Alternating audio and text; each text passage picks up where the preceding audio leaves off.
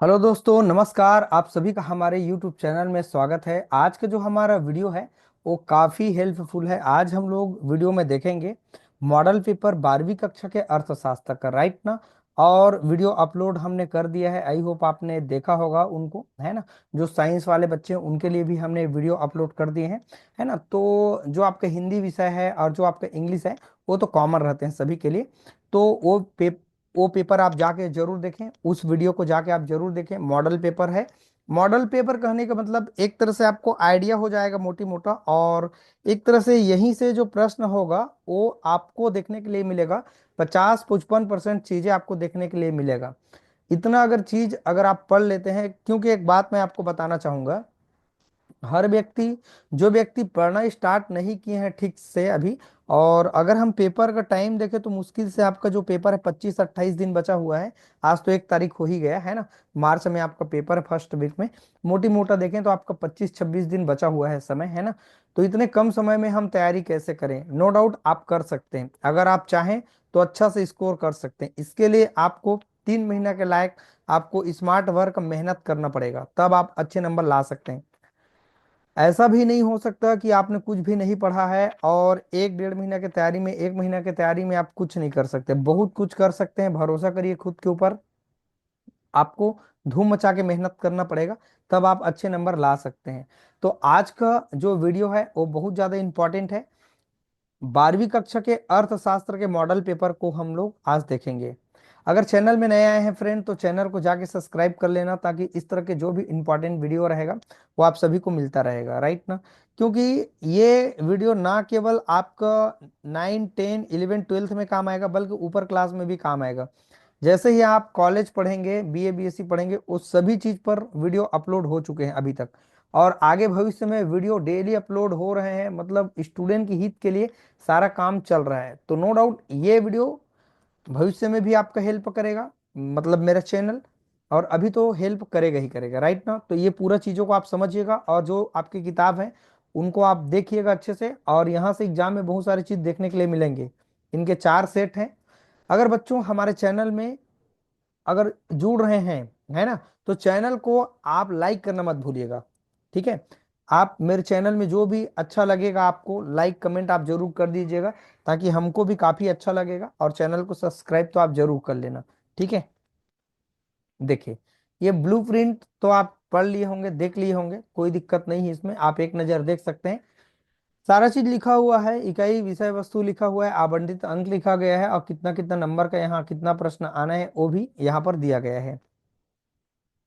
और यहाँ पर आप देख सकते हैं, यहाँ पर एक लाइन लिखा गया है, कोष्ठक के अंदर की संख्या प्रश्न की संख्या है, तथा कोष्ठक के बाहर की जो संख्या है प्रश्न के अंकों की संख्या है। जो बाहर में है वो प्रश्न के अंकों की संख्या है। जैसे ये बाहर में है तो प्रश्न के अंकों की संख्या है, और ये जो अंदर में है वो प्रश्न है, राइट ना। कितना प्रश्न आना है, 2, 3, 4 क्या है। और ये टोटल आपका 80 नंबर का ये पेपर होगा आपका, ठीक है।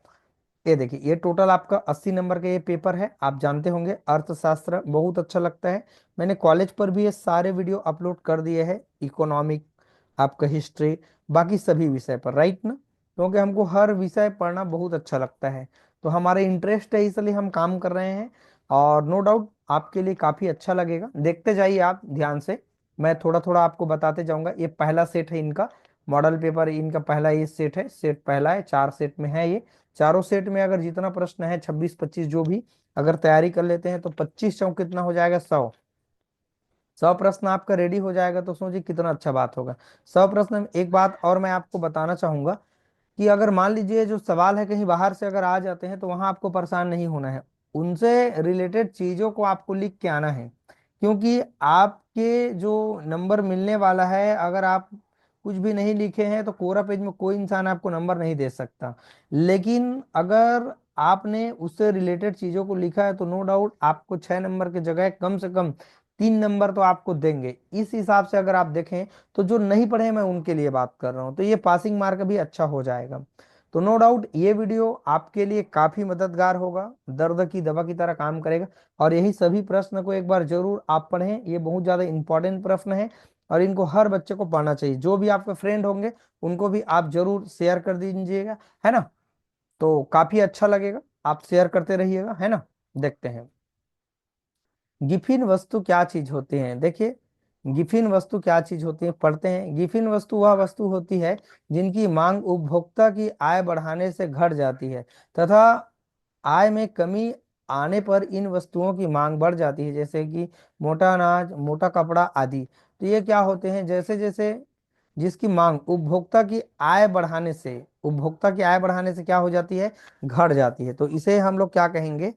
गिफिन वस्तु कहेंगे। काफी अच्छा सवाल है यहाँ पर। और देखते हैं, उत्पादक। उत्पाद शुल्क किसे कहते हैं? वस्तु के उत्पादन होने के बाद उपभोक्ता तक पहुंचाने के पहले उत्पादन की मात्रा पर जो कर लगाया जाता है उसे उत्पादन शुल्क कहते हैं। नो डाउट, अगर मान लीजिए आपको फैक्ट्री में कोई चीज बनाना है, बहुत सारे चीज है, तो उसको बनाने के लिए जो लागत लगते हैं, जो पैसा लगते हैं, उनको हम लोग क्या कहते हैं? उत्पादन शुल्क कहेंगे, उत्पाद शुल्क कहेंगे, है ना, प्रोडक्ट फीस कहेंगे। नाम से ही मालूम हो रहा है उत्पाद शुल्क क्या है। अगर हम कोई चीज प्रोडक्ट कर रहे हैं, कोई चीज हम बना रहे हैं, तो उनको बनाने के लिए जो हमारे पास शुल्क लगेगा, तो उनको हम लोग कहेंगे उत्पाद शुल्क कहेंगे। क्लियर है? कितना अच्छा सवाल लिखा हुआ है, ये आपका दिल को छू जाएगा ऐसा सवाल है। बाजार मूल्य क्या होते हैं ये हम समझते हैं। बाजार मूल्य का मतलब क्या है? ये शॉर्ट प्रश्न है, आपको देखने के लिए मिलेगा। ये आया हुआ प्रश्न है और ये 4 सेट बनाए गए हैं और काफी इंपॉर्टेंट है। छत्तीसगढ़ बोर्ड बैंक में ये प्रश्न रखे गए हैं। देखते हैं बाजार मूल्य क्या होते हैं। वह मूल्य जो बाजार की मांग पूर्ति की शक्तियों द्वारा निर्धारित होती है, जो क्षण प्रति प्रति क्षण बदलता रहता है, बाजार मूल्य कहलाता है। सही बात है। बाजार मूल्य क्या है? मैं एक दिन और आपको समझाया था एक वीडियो में, बीए वाले बच्चे को। मान लीजिए मुझे कुछ सामान लेने जाना है, मान लीजिए मुझे मोबाइल का कवर लेना है, और मैंने बोला कि भैया ये तो हमारे साइड ये 120 रुपये में मिल जाता है, और वो 150 रुपये रेट लगा के वो आपको दे रहे हैं। तो क्या कहेगा? चलो ठीक है सर, दे दो, 120 रुपया ही दे दो।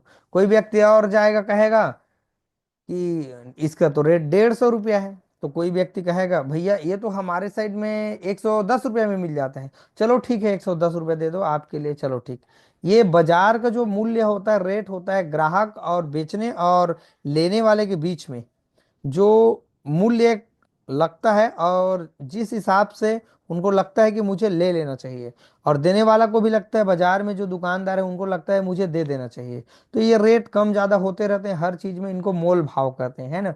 तो जो रेट लगाते हैं, बदलते रहते हैं, उनको हम लोग कहते हैं बाजार मूल्य कहते हैं। ये आपको समझाने के लिए मैंने आपको बताया।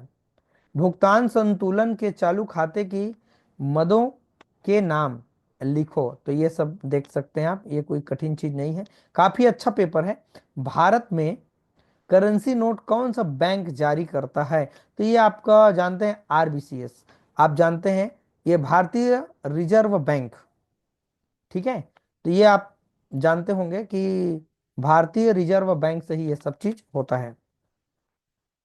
और देखते हैं, संतुलित बजट कब होता है?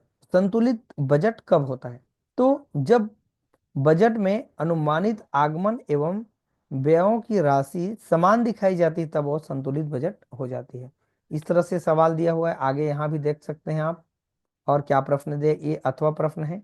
साधन के बढ़ते प्रतिफल क्या है और पैमाने के बढ़ते प्रतिफल क्या है ना। द्वि अधिकार की कोई 3 विशेषता आपको लिखना है, काफी अच्छा है। मिथ्य व्ययता के विरोधाभासा को समझाना है, ये दोनों में अंतर लिखा गया है। और यहाँ है उत्पादन संभावना वक्र क्या दर्शाता है, यह दाई और कब खिसकेगा, है ना। तो ये चीज आप पढ़ें, काफी अच्छा है। मैं सिर्फ इस वीडियो के माध्यम से आपको मैं बताना चाह रहा हूँ कि आप ये चीजों को अच्छे से समझें, और आपको आइडिया भी हो जाएगा कि किस तरह से हमारे एग्जाम में प्रश्न देखने के लिए मिलते हैं। तो ये काफी आपको अच्छा हद तक ये हेल्प करेगा, है ना, मेरा ऐसा विश्वास है।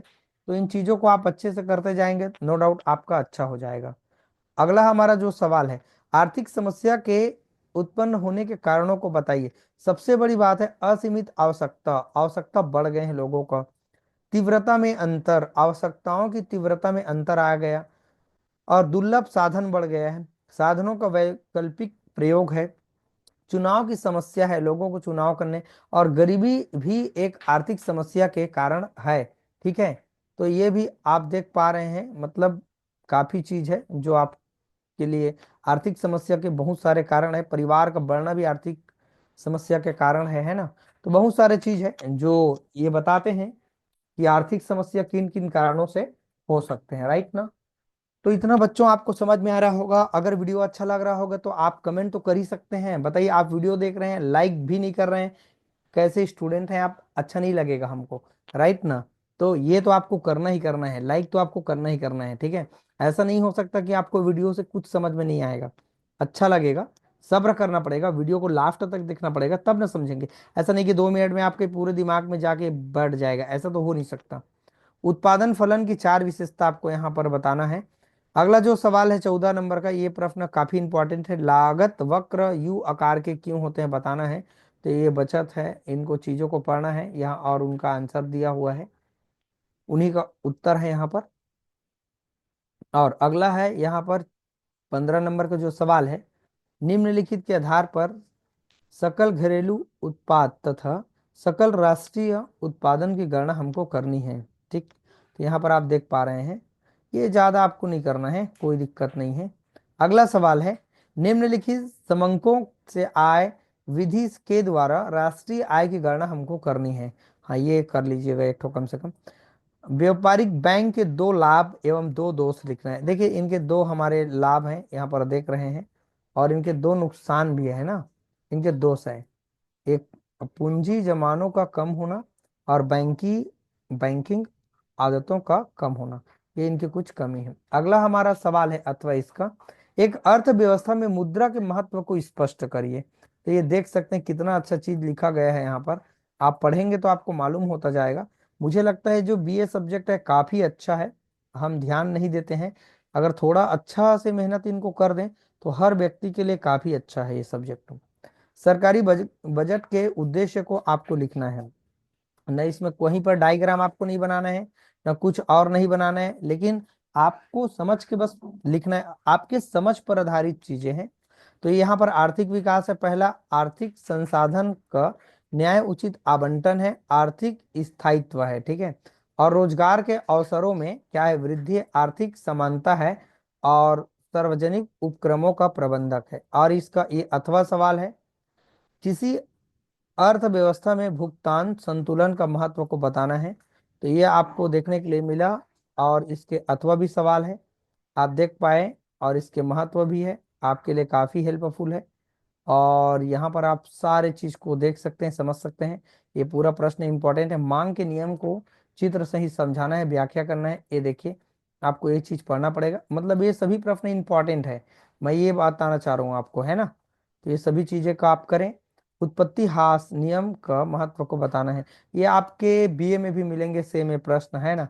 जो 12वीं का प्रश्न है, बहुत सारी चीज आपके कॉलेज में देखने के लिए ये सभी मिलेंगे। मैंने कॉलेज का पेपर और बनाया बीए का, तो वहां भी ये चीज देखने के लिए मिला। तो इनको अच्छे से पढ़ते रहेंगे बच्चों, तभी आपके लिए काफी हेल्पफुल होगा, है ना। तो इसको,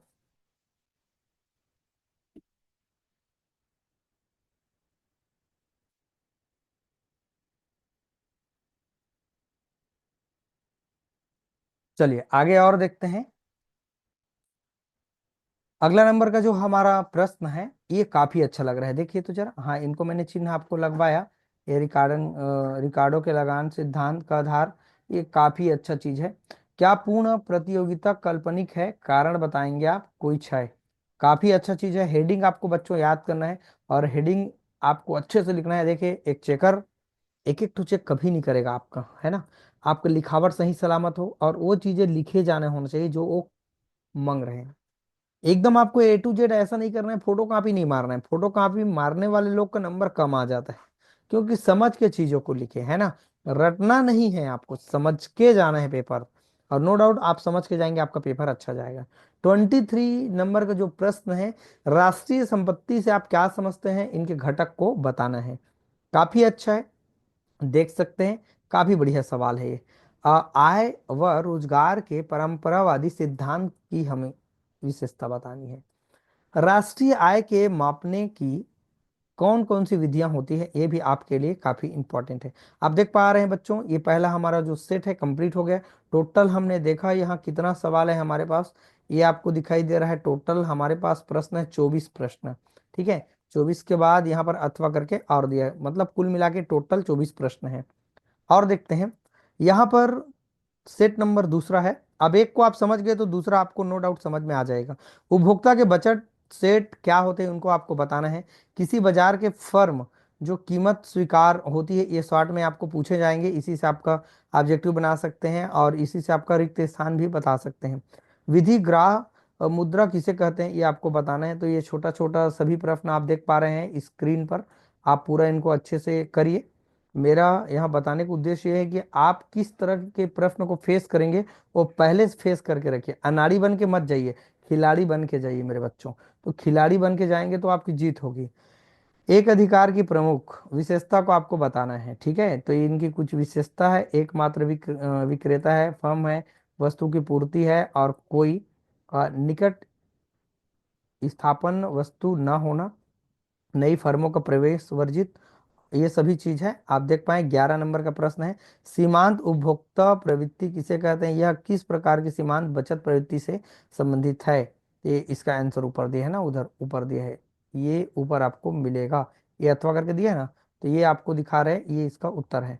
मतलब एक एक पेज खत्म होता है ना तो फिर राइट साइड से स्टार्ट होता है। ये आपका दोनों में अंतर बताना है। अंतर तो आपको पढ़ना ही पड़ेगा मेरे बच्चों। व्यष्टि और समष्टि अर्थव्यवस्था की पारंपरिक निर्भरता को बताना है। तो कुछ अंतर का चीज पढ़े रहेंगे तो वहीं से आपका रिलेटेड होगा।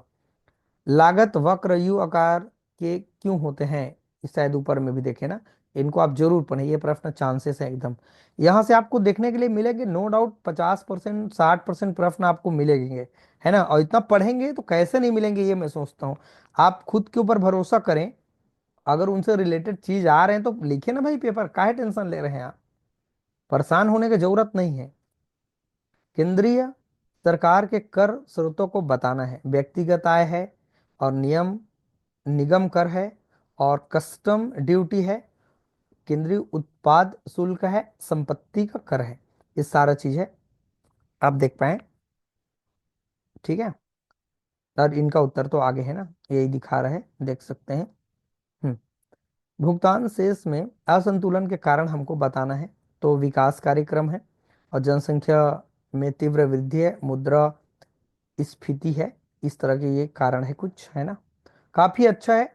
अंतर्राष्ट्रीय व्यापार के कुछ चार लाभ लिखना है। इंटरनेशनल जो भी व्यापार हो रहा है उनके चार हमको लाभ लिखना है। तो एक कृषि एवं उद्योगों का विकास होना है, जीवन स्तर को ऊंचा उठाने में सहायक है, और एकाधिकार की प्रवृत्ति पर रोक है, इस तरह से इनके कारण है। और देख सकते हैं ये अथवा दिया है, ये आप पढ़ेंगे, ये तो कोई कठिन नहीं है। मैं एक एक चीज को, हर चीज को आपको पढ़ा नहीं रहा हूँ, ऐसे पढ़ाऊंगा 4 घंटे का वीडियो हो जाएगा। एक बार आपको दर्शन करवा रहा हूँ कि कैसे कैसे प्रश्न का सिस्टम होता है एग्जाम में, बोर्ड एग्जाम में।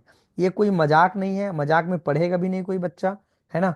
ये सीरियसली मोड में कोई बच्चा तैयारी कर रहा है, आप मजाक करने में बिजी हैं तो ये आपके लिए काफी नुकसानदायक हो जाएगा। चलिए और देखते हैं, यहाँ पर अथवा है। जितना प्रश्न है आप स्क्रीन रोक लेंगे, आपके मोबाइल है उनको, है ना। और यहाँ पर प्रश्न को मैं थोड़ा थोड़ा चिन्ह लगाते जा रहा हूँ, आप देख रहे हैं। भारत की राष्ट्रीय आय की वृद्धि हेतु आवश्यक सुझाव आपको देना है। तो इनके चार सुझाव हैं, चार पांच सुझाव है, पांच सुझाव तो आप लिख ही सकते हैं। ठीक, चलिए और आगे बढ़ते हैं बच्चों, देखते हैं इनके बहुत सारे, वैसे हेडिंग हेडिंग आपको मिलेंगे। ये अगला इनका अथवा है। ठीक है, उपभोग फलन निर्धारण के तत्वों की व्याख्या कीजिए। जब मैंने बीए का पेपर बनाया ना तो सारा चीज देखने के लिए मिला टोटल, इसीलिए मुझे एक एक चीज उसमें का याद है। चलिए तीसरा हमारा सेट है, मांग की कीमत लोच को परिभाषित कीजिए। वाह बेहतरीन क्वेश्चन। नो डाउट 90% चीज आपको बीए फर्स्ट ईयर में मिलेंगे, मैं आपको लिख के गारंटी दे रहा हूँ। 90% चीज आप 12वीं पढ़ रहे हैं, लेकिन आप सोचिए आप बीए पास कर लिए, अगर 12वीं पास हो गए, गारंटी है कि आप बीए पास हो गए। सब सवाल आपका कॉलेज में है, नो डाउट। ठीक है, समर्थन मूल्य क्या होते हैं देखते हैं। किसानों के हितों की सुरक्षा हेतु वस्तु के मूल्य को संतुलित कीमत से ऊंचे स्तर पर निर्धारित करना समर्थन मूल्य कहलाते हैं। ठीक है, पूर्ति के नियम, ये भी सब चीज है, सब चीज कॉलेज में है। देखिए प्रश्न मैं पढ़ रहा हूँ भाई, आगे आप पढ़ेंगे, काम आपका है, पेपर आपको दिलाना है, मैं मार्गदर्शन हूँ मेरे भाई। एकाधिकारी प्रतियोगिता के किन्हीं तीन विशेषता को लिखना है। तो ये आप देख पाए, बाकी चीज है, ये दोनों में अंतर है। अत्यधिक मांग क्या होती है और अभावी मांग क्या होते हैं, है ना। प्रत्याशित निवेश और यथार्थ निवेश में क्या अंतर होते हैं, इनको आपको बताना है। समष्टि अर्थव्यवस्था की विशेष विषय सामग्री को हमको बताना है। काफी अच्छा सवाल है, चलिए आगे और देखते हैं।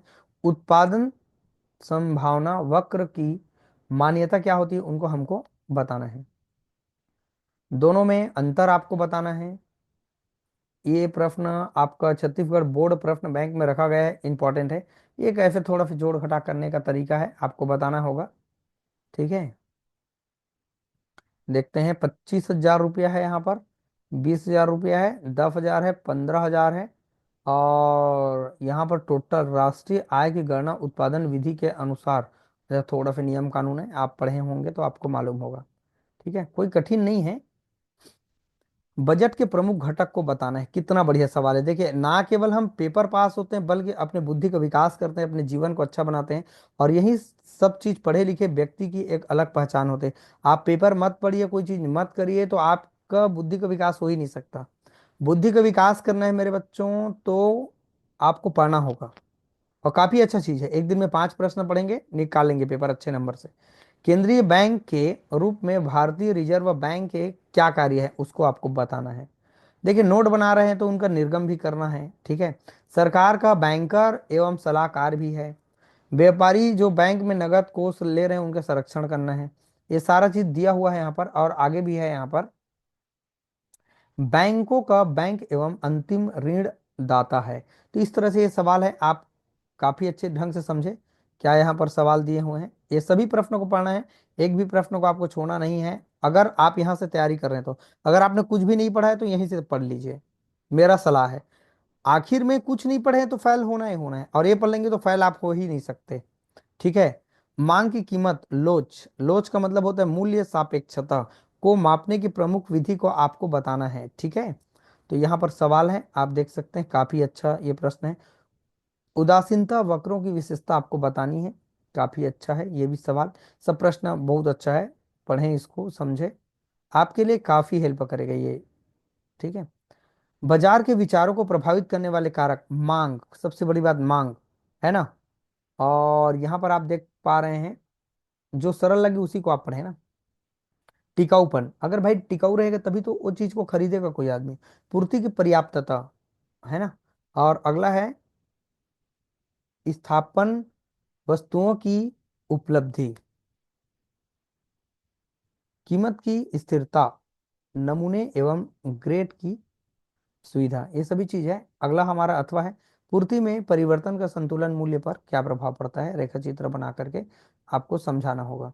काफी अच्छा है, अर्थशास्त्र पढ़ते पढ़ते मेरा नॉलेज अच्छा और बढ़ गया, आपके साथ रह करके काफी अच्छा लगा मुझे। भारत के राष्ट्रीय आय की धीमी गति से वृद्धि के क्या कारण हो सकते हैं, ये आपको बताना है। तो पहला है, जनसंख्या बढ़ रहा है, पॉपुलेशन बढ़ रहा है, कृषि पर निर्भरता बढ़ रही है, पूंजी की कीमत बढ़ रही, सारा चीज है। तो ये चीज पढ़ें आप। उपभोग फलन क्या होते हैं। चलिए, ये लास्ट फेट है हमारा, ज्यादा प्रश्न नहीं है, एक एक चीज आपको बताते जा रहा हूँ, इसलिए थोड़ा सा टाइम लग रहा है, मतलब 15-20 मिनट का वीडियो चला जाएगा। नो डाउट, बैठ के देख लीजिए, अपना जो भी डाटा है उनको बचा के रखिए, और उनको अच्छे से बैठ के चिन्ह लगाइए अपने जो भी मटेरियल पढ़ने का, और उनको अच्छे से जाके आपको तो थोड़ा करना पड़ेगा मेरे बच्चों। ठीक है, इतना अगर आप नहीं करेंगे तो कैसे काम बनेगा बताइए, इतना तो आपको करना पड़ेगा। ओके, चलिए आगे और देखते हैं। चौथा फेट है स्वाट। यहाँ पर क्वेश्चन दिखाई दे रहा है आपको। भारतीय रिजर्व बैंक की स्थापना कब हुई थी, 1 अप्रैल 1935 को हुई थी। संतुलन कीमत से क्या आशा है, ये भी आप देख पा रहे हैं, सब छोटा छोटा।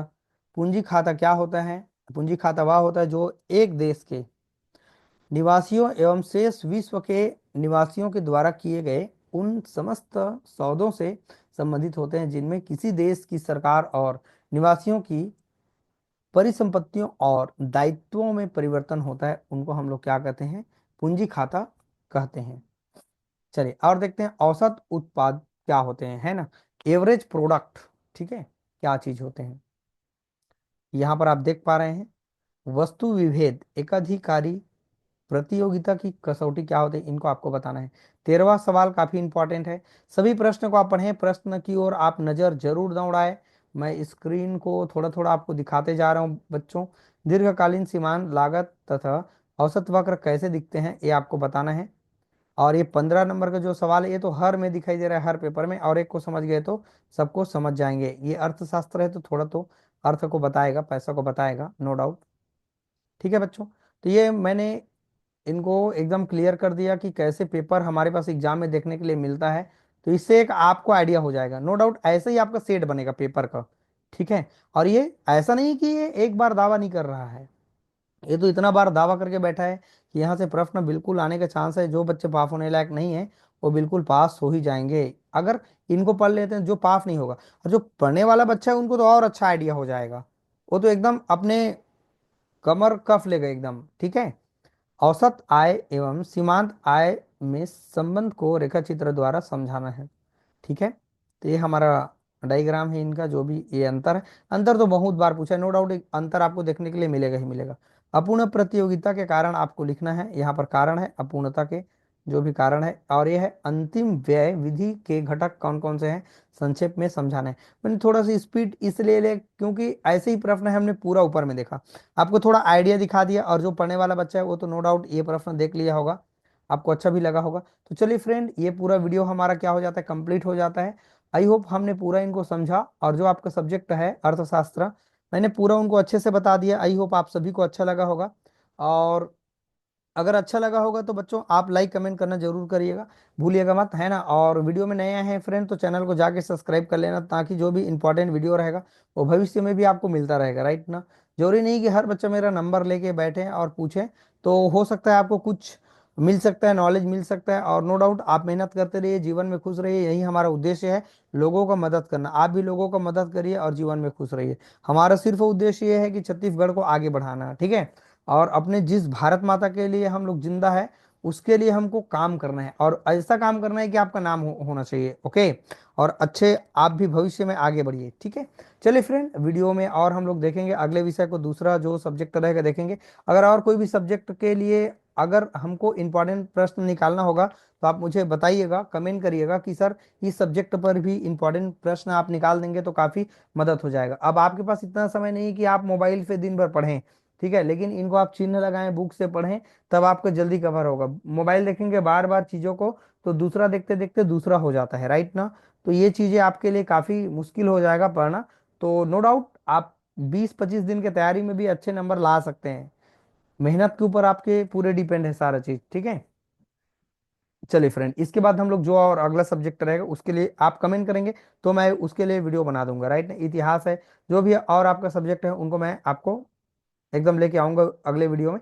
और हिंदी इंग्लिश तो आप देख लीजिएगा, सेम रहता है सबका हिंदी इंग्लिश, चाहे आर्ट वाला हो, चाहे जो बच्चा क्या वाला हो, साइंस वाला बच्चा हो, मैथ्स वाला, सभी बच्चे के लिए जो 12वीं पढ़ रहे हैं हिंदी इंग्लिश दोनों के लिए कॉमन है, तो उनमें कोई दिक्कत नहीं। तो आपका बॉटनी जूलॉजी और क्या रहता है, बॉटनी नहीं रहता ना, जीव विज्ञान रहता है 12वीं में, और केमिस्ट्री रहता है, फिजिक्स रहता है जो साइंस वाले हैं। और साइंस में भी आते हैं जो बच्चे बायो लेके नहीं पढ़ते हैं, वो बच्चे मैथ्स से लेके पढ़ते हैं फिजिक्स, और उनका क्या सब्जेक्ट आ जाता है, मैथ्स, फिजिक्स और केमिस्ट्री आ जाता है। ठीक, तो इस तरह से सब्जेक्ट होता है, आप तो जानते हैं। तो जो और सब्जेक्ट है आर्ट के ऊपर आप मुझे बताइएगा, कमेंट करिएगा, मैं जरूर उनको थोड़ा सा प्रयास करके मेरे हिसाब से मैं जरूर बनाऊंगा। और इनको मैंने एक बार देखा अच्छे से, तो मुझे लगा कि हाँ भाई इनको अच्छे से और आपके तक पहुंचा दिए, ताकि आप उनको अच्छे से कर लें। ठीक है बच्चों, और साइंस का सारा विषय हमने अपलोड कर दिया है। जो भी आपके भाई बहन दीदी है उनको जरूर शेयर करिए, कॉलेज के लिए भी। मेरा जो पेपर है बॉटनी जूलॉजी केमिस्ट्री सब पर मैंने काफ़ी बेहतरीन वीडियो अपलोड किया है, एक्सपेरिमेंट पर तो धूम मचा दिया है, राइट ना। उनको आप जाके एक बार जरूर देखें। अब जो भी आपके रिश्तेदार होंगे, दोस्त यार होंगे, उनको आप जरूर बांटिएगा। हमारा काम है आप लोगों तक ज्ञान को अच्छे से हमारे में जो है उनको पहुंचाना, ठीक है। चलिए फ्रेंड, अगले वीडियो में मिलेंगे। वीडियो को वॉच करने के लिए थैंक यू।